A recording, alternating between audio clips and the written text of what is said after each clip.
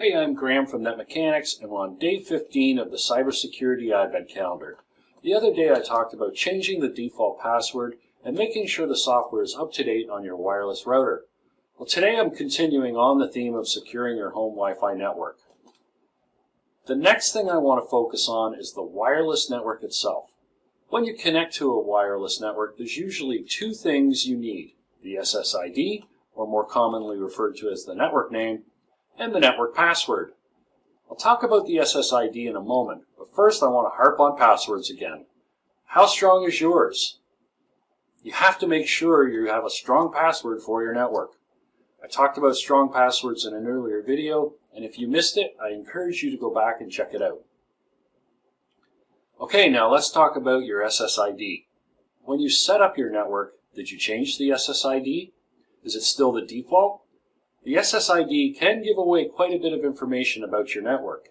If you left it as the default, it may just be the make and model of the router, which is like waving a big flag saying, "Hey, I have this device. Now you can look for vulnerabilities and attack my network." Now you know to change your SSID if you haven't already. Change it to something that doesn't easily give away the location, such as using your home address. Now you may be asking, how are cyber criminals going to attack me if they're in other countries? Well, that's easy. The internet is full of tools to give them access. There's an exercise that's been around for quite some time, and it's called war driving. Basically, someone with a mobile device like a phone, tablet, or laptop drives around neighborhoods scanning for Wi-Fi networks. And with software, the networks that are found are plotted on a map with GPS coordinates.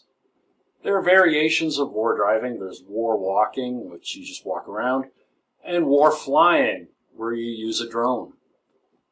And if you're curious to know if your neighborhood has been scanned, go to weigel.net.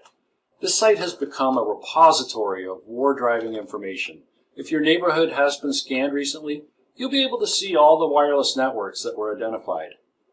So this gives you an idea of how your personal wireless network becomes identified globally on the internet, and how cybercriminals can use it to their advantage.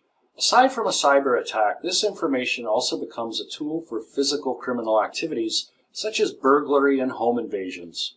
I'll talk more about some of the physical crimes in an upcoming video, but in the meantime, double check the strength of your password and the SSID of your Wi-Fi network. I'll see you tomorrow with another tip.